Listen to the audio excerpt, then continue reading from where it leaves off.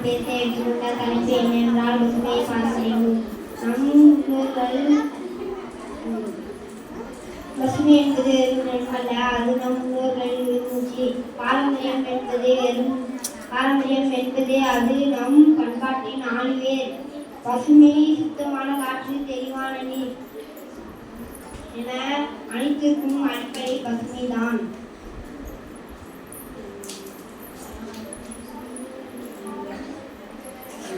பாரம்பரியம் என்பதே நமது கலாச்சாரம், கலை, இலக்கியம், உணவு, உடை என அனைத்திலும் பண்பாட்டின் தாக்கம் ஆழமாக உள்ளது. வீட்டுக்கு ஒரு மரம் வளர்ப்பது அன்று வழக்கமாக இருந்தது. ஆனால் இன்றோ பசுமையை அழித்து கட்டிடங்கள் கட்டுகிறோம். மீண்டும் நம் வேர்களை தேடுவோம், பண்பாட்டை மீட்போம். வீட்டுக்கு ஒரு மரம் வளர்த்து பசுமையை தலைக்கச் செய்வோம்.